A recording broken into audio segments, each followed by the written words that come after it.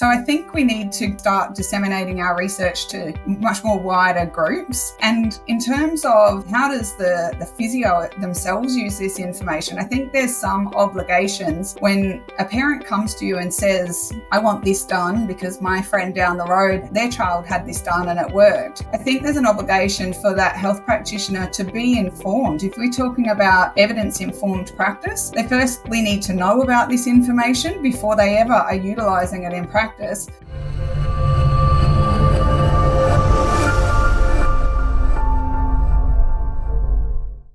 right, so I'd like to welcome onto the show. We have two fantastic colleagues here today with us on the Pediatric Manipulation Task Force. We have Nikki Milne. Nikki, did I say your name correctly? I don't even know if I know how to say your last name. Yeah, us Aussies just shorten everything, right? So Milne. Milne, okay. We have Nikki Milne from Bond University all the way out in Australia. Anita and I are here on the Eastern time zone. Anita is coming to us from Canada. So this is great, able to get us all together for this podcast. I think a very important podcast on a project that all three of us were really a part of, but I really wanted to get Nikki and Anita onto this because they were really the lead. I think truly demonstrated a lot of the leadership in this podcast, and Anita certainly being the chair of the task force within that. Mm-hmm. So with all that being said, I'm going to let you all sort of give a little bit of a quick background about who you are, what you do, where you're at, that sort of thing. Maybe just a quick elevator pitch, and we've got about maybe 30 floors to get this done. Okay. And I'll let, I don't know, Nikki, why don't you go ahead first? Okay. So I'm a pediatric physio by trade. I'm been doing that for about 23 years now here in Australia. I'm currently working at Bond University as a academic teaching pediatric physio and also researching. And I'm a member of the IOPTP, the International Organisation of Physiotherapists in Pediatrics. I think, that it's been quite a while that we've been involved in the task force. So what brought me to this space was about 5 years ago, there was quite a big controversial stir up in the media here about babies having their necks manipulated, or their spines generally manipulated. And that actually resulted in an interim law being put in place in Australia to prohibit any health practitioners. And we only had 4 health practitioners who were approved to manipulate spines in the country anyway, they being physios, chiropractors, osteopaths, and medical practitioners. But the interim law prohibited infants' spines being manipulated because of the risks and some of the adverse effects that were being documented in the media actually at the time. So as a result of that, we had health practitioners, physios around the world contacting the member country organisations, the IFOMT, which is Anita will be able to tell you more about in a moment, and the IOPTP, asking what the profession's position on this is globally. And as a result of that, then a joint task force was formed from the IOPTP and the IFOMT especially, being more involved in spinal manipulation and mobilisation as treatment modalities. And as a result of that, we all come together. So I was one of those members that started with the group, and along with Anita.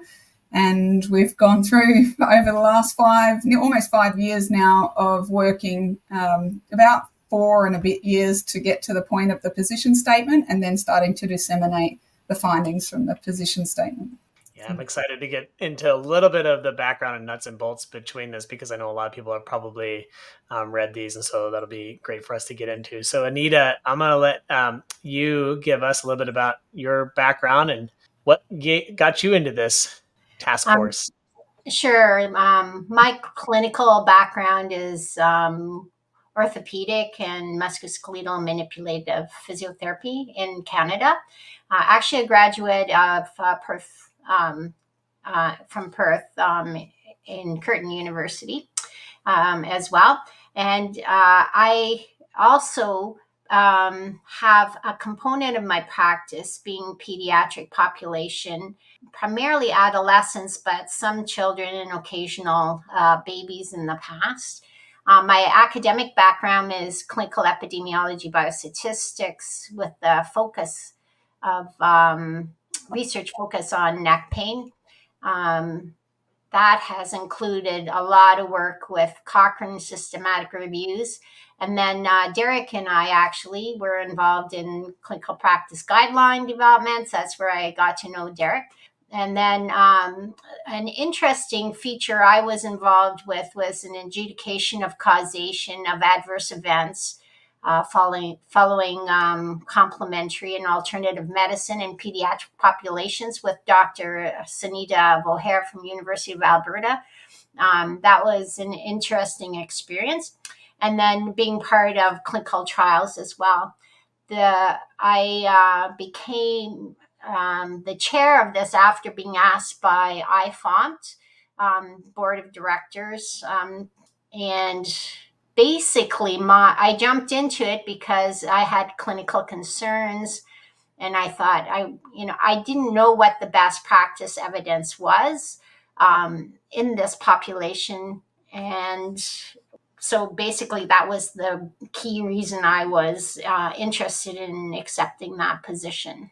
Well, I think everybody would agree that you were very well capable of being the person to be placed in the chair of this task force, and especially knowing you through other work, obviously having some clinical background and still being in the clinic, and then your background and work with Cochrane and other sorts of things. You were instrumental in really keeping everything going. And so certainly a bonus to have you as the lead on the task force there. So I'm going to get a little bit into the Pediatric Manipulation Task Force itself. Obviously you two are heavily involved.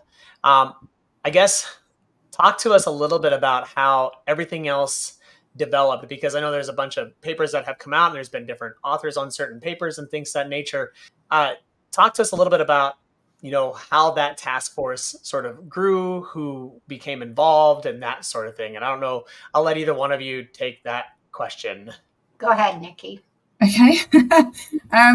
So the initial members of the task force, we thought it was really important to have a global representation on the task force. And obviously we can't have every member country of World Physiotherapy involved, but we did want to have some broad representation. So Anita was obviously our chair, has done an amazing job guiding the task force through a series of studies, which we can talk through in a moment, but also had Ken Olson from the US, who at the time was the president of, or soon just before that, the president of IFOM. Then myself, I was asked I was the member at large at the time on the executive committee of the IOPTP, and my president, because I had experience with systematic reviews and investigating the literature and some trials and some Delphi studies, she asked me to do that. And then we also had Annalie Basson from South Australia, from South Africa, and Jan Poel from the Netherlands. And we started with that group initially working on it, we really quickly realized that there wasn't a lot of literature on the topic, and that we were going to have to do or absolute findings already there for us to draw on. And so we knew we were going to have to work on synthesizing the evidence that existed and then do some further original research ourselves. So we brought on some students from McMaster University, from Bond University here, and we utilised them to help us do the grunt work through the reviews that we had undertaken. And then we got to a point where we knew we needed to survey much more broadly the profession, the physiotherapy profession. So the initial reviews that we did were interprofessional in nature. So we pretty much looked at the effectiveness and the adverse events from anybody, any professional who was manipulating the spine of infants, children, or adolescents in those reviews, and then also explored the outcome measures that we were seeing utilised in those reviews. But after that, we really wanted to know what the profession thought about this and where they were sitting, without having all of the results that we had just found and put together from the literature. And so we then knew we had to undertake a Delphi study, which is we undertook a 3-stage Delphi survey. And that meant that for each round of the surveys, the responses of one round of the surveys were informing the next development or the development of the next survey round, so that we got deeper and deeper into understanding the profession's position on it. So that happened, but we needed some more help at that point. And so we had Jennifer Dice, and at that point, Derek, you come on board as well. And then we also had Jean-Michel Brismy, and Jen and Jean-Michel had experience doing Delphi studies on this exact topic, but in the US. And so we thought they were a perfect fit, really, to bring on board with the task force and to help us expand those surveys out to an international audience. So that really made up our team of the task force. And I think the final step, those were the first 2 dominant steps. And the final step was using that evidence to decision framework to chart any gaps once we've collected all that evidence. And to we spent a lot of hours, a lot of meetings doing a summative analysis from the systematic reviews, from the expert surveys to formulate what is now the task force recommendations. Just adding that piece. So I think it's easy to say there was a lot that went into this project, many years and many sort of projects to what I would like to say, really generated recommendation statements based on about as good of work that you could do given the limitations and the evidence that was out there. I don't think that any stone was unearthed type thing. And so being a part of that project, I definitely got to experience that as well. And even then from I think we'll get into talking a little bit about the papers, but then also the other presentations, and then now the, trying to, having some sort of campaigns and things like that around it. I think it obviously is worth the output, because the effort and the input going into it was certainly extensive. So Nikki, you mentioned it's almost kind of like, I guess there's maybe 4 steps, but probably within 4 steps, there's probably 37 steps that were involved in this project. But, the first step you talked about was the scoping review. And I think that you really took leadership on that project there.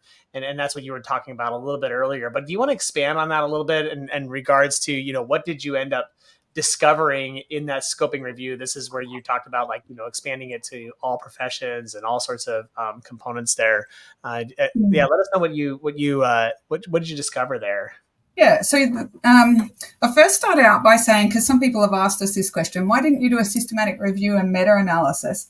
It was pretty obvious to us right from the beginning that there was not enough RCTs or clinical trials out there for us to be able to run a meta-analysis with the breadth of topics that we wanted to explore. We knew really quickly from looking at the literature, but also from our own clinical experiences, that spinal manipulation in particular, and sometimes mobilization, was being used to treat so many different conditions. And so, we in the physio world think about it from a musculoskeletal perspective, but other professions were using those techniques for a variety of different conditions, neurodevelopmental conditions, medical conditions, etc. So for that reason, we decided to undertake a scoping review and go really broad and make sure that we were completely understanding how these techniques were being utilized in practice and for what conditions they were exploring its use for. So we went to the research literature, and we had a look at the grey literature first to sort of come to those conclusions, and then we went into the research literature as well, and we ended up with 87 articles that we reviewed in total. And what we found as a result of that scoping review is that there was no evidence to explicitly support the effectiveness of spinal manipulation or mobilization for any condition in pediatric populations. So that was the first thing in terms of our major findings there. We also found that there were mild transient symptoms being displayed by infants, children, and adolescents in the randomized control trials. So those who were documenting adverse events, that was pretty common, that we were seeing things that, and when we say mild, we're talking about the papers essentially mostly considered mild adverse events if the families could resolve or supervise the child or the infant under their own care, and that they didn't require medical attention to resolve the symptoms. And then we also saw some moderate to severe adverse events reported in the systematic reviews that were included in our scoping review. And, some of them were quite extreme. We're talking all the way through to death. So that we documented those adverse events. We found that there was strong to very strong evidence of no significant effect of spinal manipulation for the management of asthma, in particular pulmonary function as one of the impairments, for headache or nocturnal enuresis, and there was inconclusive or insufficient evidence of all other conditions that we explored. So there was just, real scarcity of research out there about a lot of topics that we knew in clinical practice the techniques were being used for. And there is insufficient evidence to draw conclusions regarding spinal mobilization to treat pediatric populations with any condition. And that kind of shocked me, because I think that probably is used even more than spinal manipulation. And there is just like a complete gap in the scientific literature in that space. There's very little research to support or, give us any strong beliefs about what we should and shouldn't be doing in that space with mobilization. Yeah, so they're the main findings from the scoping review. And then from that, we kind of took the next step would be the 2 clinometric reviews that we did do. We determined from that scoping review which outcomes were the primary reported outcomes, and then did a search specifically for those outcomes. Those are we identified as clinical outcome assessments, and we divided them into 3 categories: the patient-reported outcomes, the clinician-reported outcomes, the observer-reported outcomes, and the performance-based outcomes, and did a massive systematic review. And we have to give credit to Tricia Hayton for the huge amount of work that she did in that regard. We just determined that there were in each category about 2 or 3 outcomes that were of fair value, and then just about 2 outcomes that were of highest quality, one of which was the AIMS outcome, Alberta Infant Motor Scale, and I believe the latch tool was valuable as well. That's the latch stands for latch, audible, swallowing type of nipple, and comfort and hold. You think, why are we looking for that? But there was a lot of for sucking, for infants having difficulty latching on in their infancy to nurse was one of the problems, right? And yes, and that really shocked me when we were seeing that in the literature. I was like, using these techniques for that? It was quite hard to try and understand the rationale behind using those techniques for those reasons. Yeah. And so, Anita, as you continue on there, I just want to interrupt you just because I wanted our listeners to know these are outcomes specific to pediatric population, right? Yeah. So that's where, and so a pretty exhaustive potential list of outcomes that could be used. Okay. Yeah. And in any case, there is, even across all of these, we determined that there's probably 2 main outcomes. I believe it was the Alberta Motor Scale, and I think the scoliosis quality of life questionnaire was fairly strong too. But that led us to good. So now you have all of the evidence that you could potentially find in as good of a search strategy way that you could do. And having Anita on the team, being a Cochrane reviewer, I have full faith that those search strategies would pick up all of the identified literature. So there's the evidence, where it stands for pediatric manipulation mobilization that Nikki talked about. And then on the other hand, now we have outcome measures associated with that could be utilized to determine, I guess, effectiveness if there was something out there. So now we have those kind of two ends of that. And so from there, where did you feel like you landed at, I guess, with the information? Because some could argue that, well, since you didn't find any evidence out there, couldn't you make your recommendation statements off of, the limitations in evidence? And, could you make some of the recommendation statements there? Where did you find yourselves at that point in time? And then where you felt like you needed to go next with the project? I think it was, well, I won't answer it all, but you can jump in at any point. I think it became clear to us we needed that expert Delphi survey methodology integrated into this to get a clinical expert perspective, because we had so many gaps from a research perspective.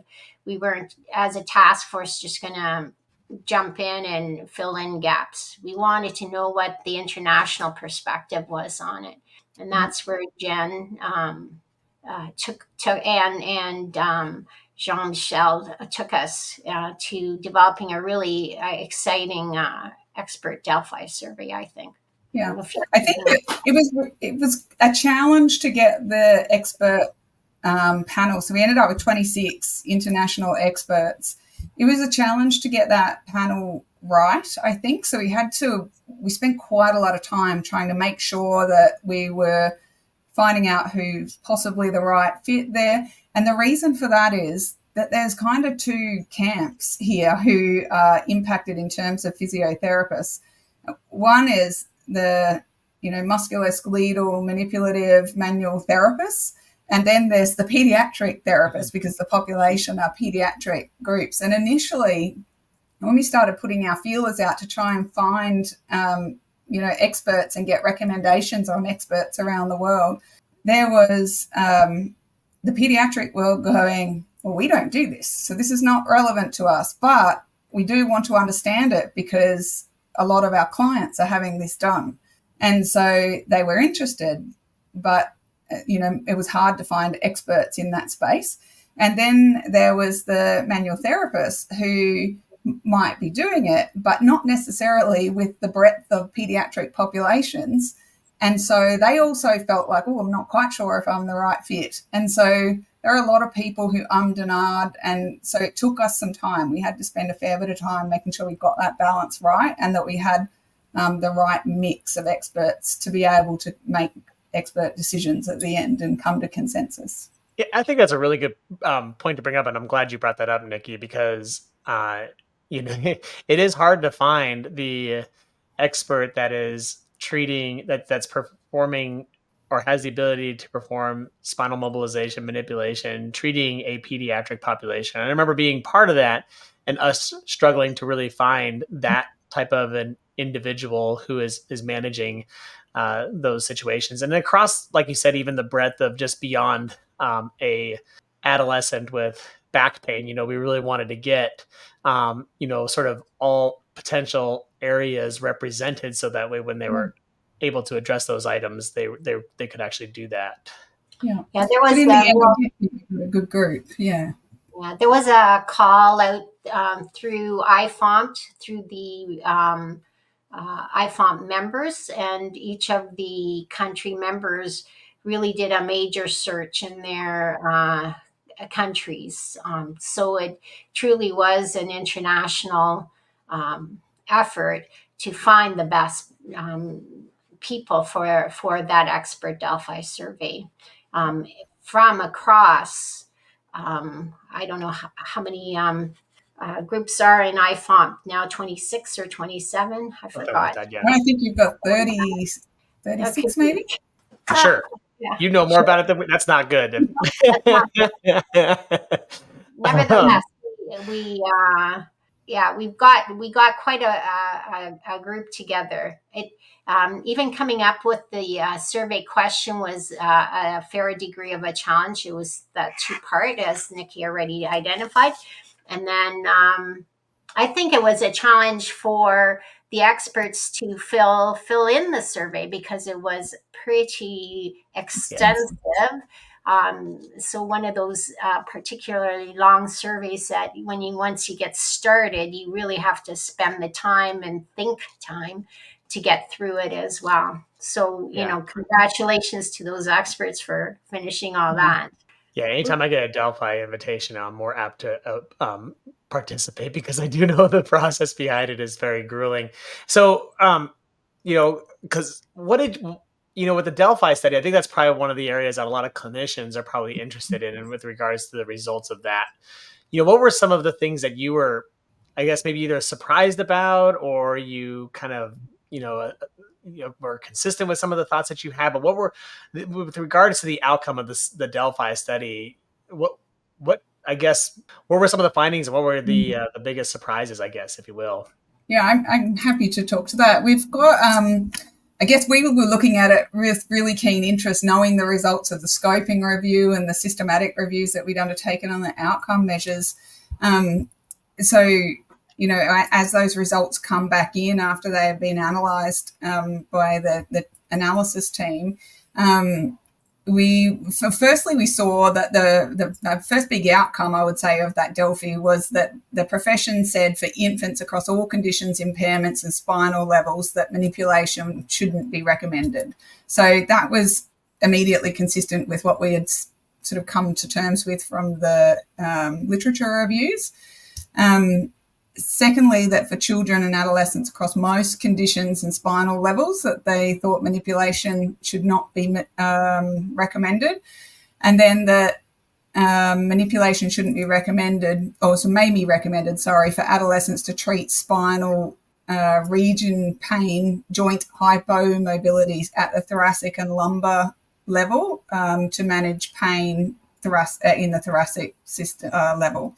So there was that. And then for mobilisation, they said it could be recommended, spinal mobilisation recommended for children and adolescents with hypomobility, joint pain, muscle myofascial pain or stiffness at all spinal levels. So a bit more accepting more broadly of the profession was much more accepting of utilising mobilisation than manipulation with paediatric populations, which is kind of what we expected, I think.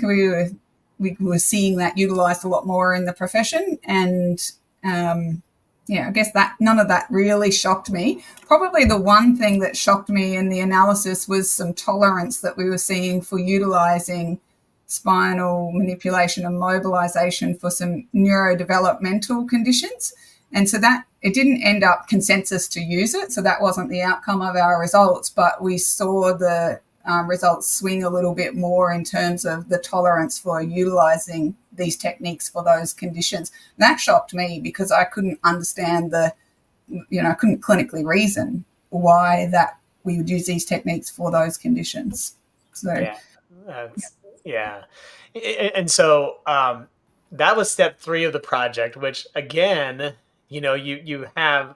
And this is where I think, Anita, your expertise, especially in guidelines and, interpreting Cochrane reviews and things of that nature, what I guess impressed me most was sort of this final stage where we went on to make the recommendation statements. And I'm sure, Anita, it was probably the best time of your life sitting through and trying to figure it all out. But, I being a part of that, I certainly got to understand that. But I think it's worth, because we came up with some pretty big recommendation statements, right? We came up with some pretty profound recommendation statements that may be aligning with clinicians, and then the recommendation statements may not actually align with clinicians. But I think it's really important for us to discuss, or for you to discuss, maybe, Anita, the process that went into making those recommendation statements. And this is sort of that step 4, if you will, of the project, where you were using the evidence and the decision framework and the Delphi information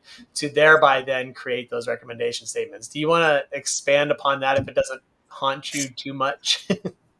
Yeah, if I can. Yeah, we utilized a newer model that I kind of consulted here at McMaster University with some of the experts on how to get some of this information together. And we utilized the evidence to decision framework to try to chart out the gaps in the literature between what Nikki's students had come across from or determined from the scoping review and what was identified in the Delphi review, and then trying to get shuffle the two together in order to get a summary analysis for that.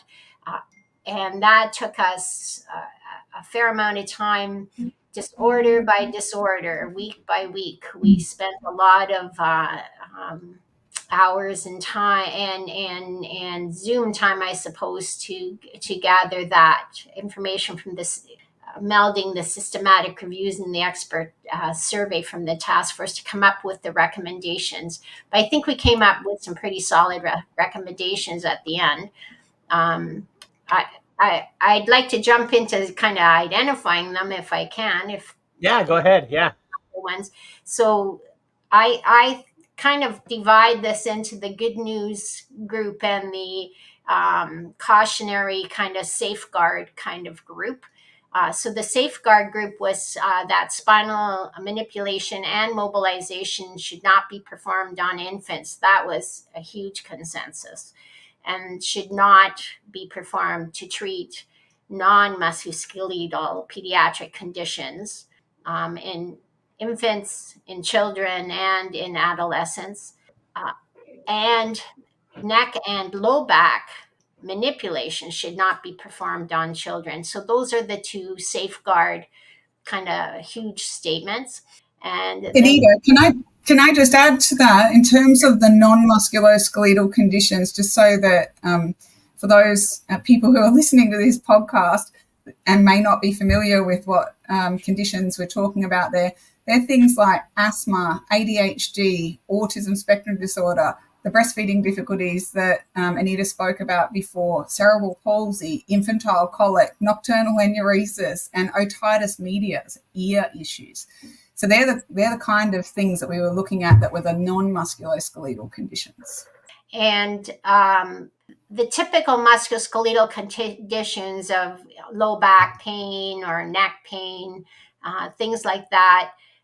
The good news is that spinal manipulation and mobilization may be appropriate to treat true musculoskeletal conditions.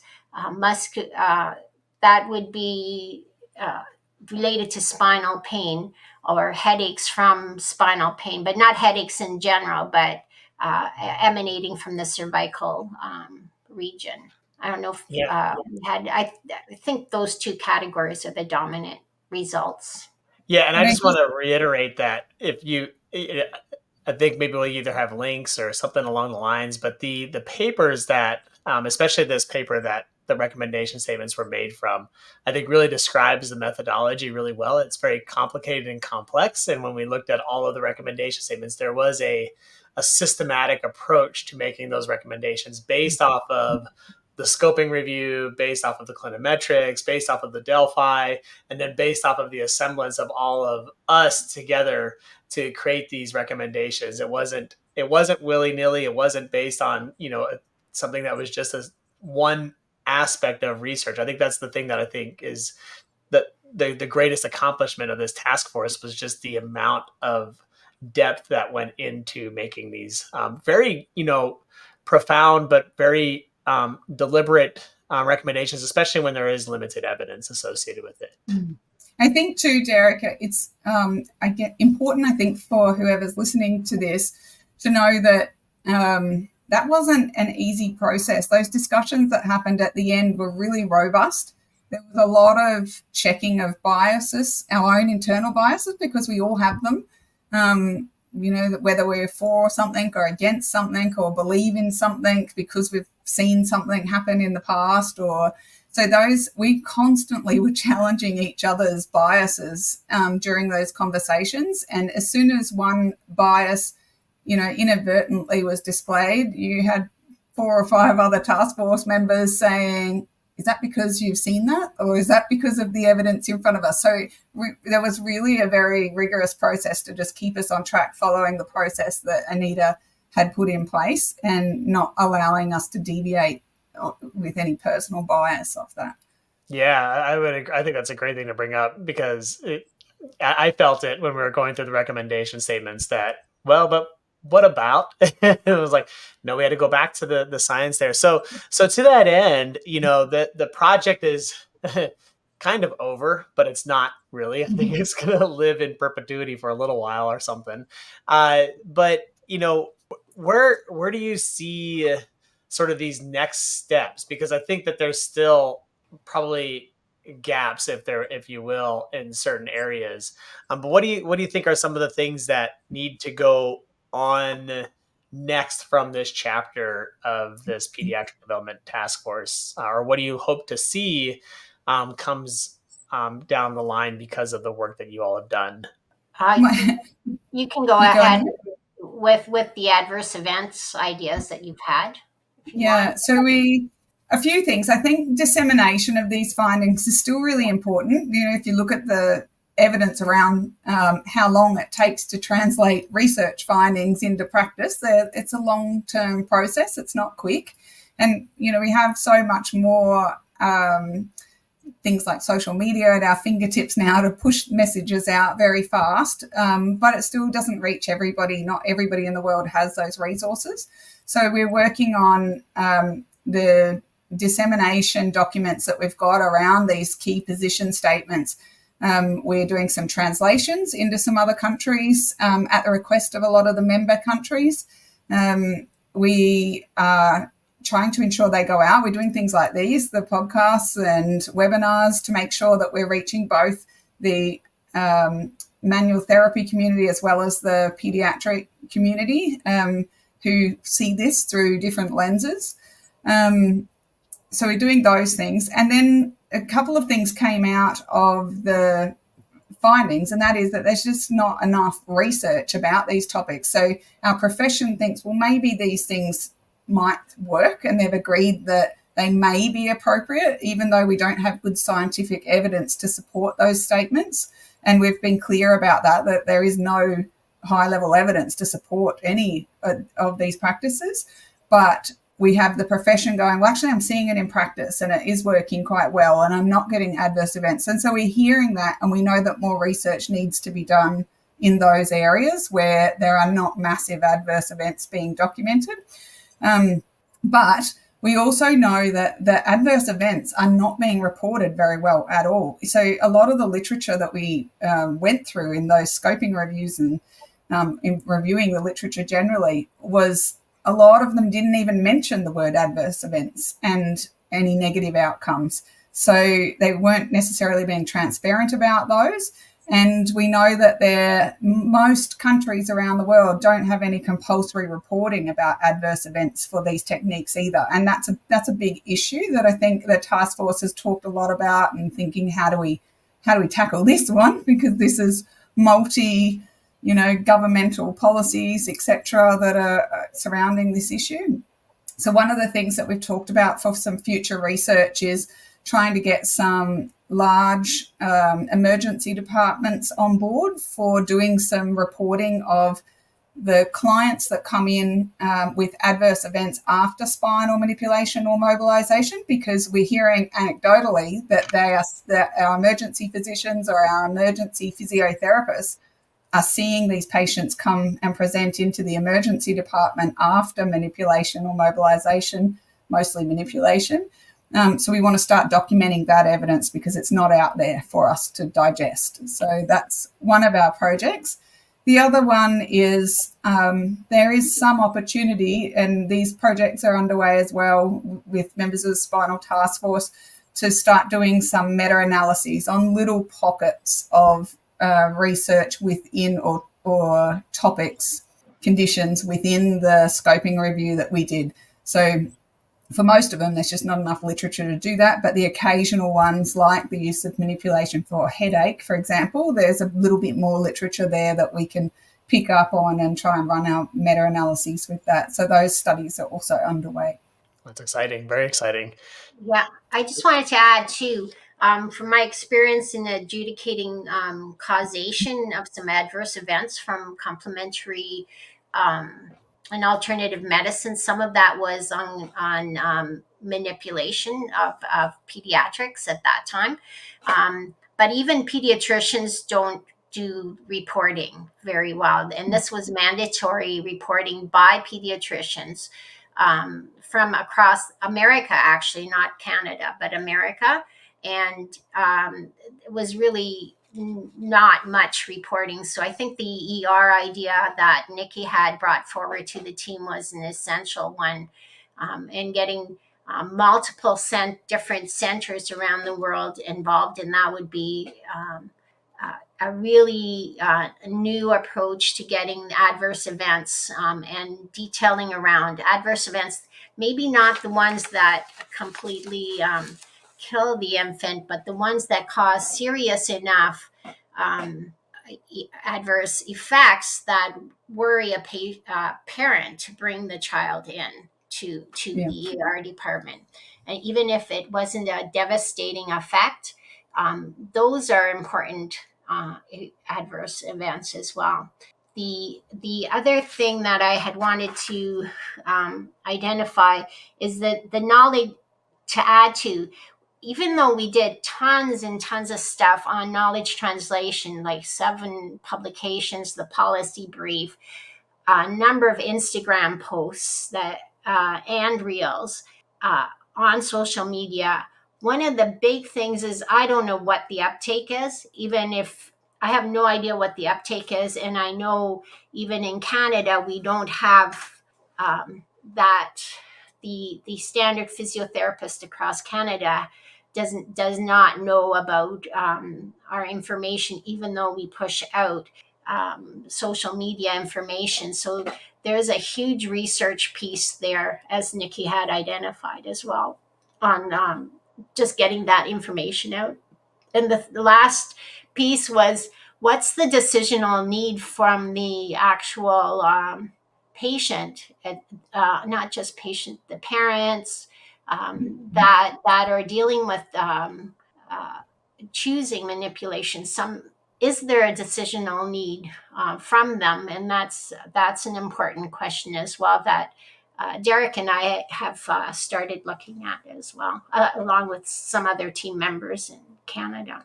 So a lot of and tentacles so going out. Yeah, lots of little side projects. So the Pediatric Manipulation Task Force lives in perpetuity and continues to grow, which is great because that's actually one of the calls is to expand the research in this area. And so it's kudos to everybody that's staying on and continuing to push this information forward as opposed to just keeping with the guidelines there. I guess I had one other question too, though. You know, like you said, Anita, and this just triggered my thought here.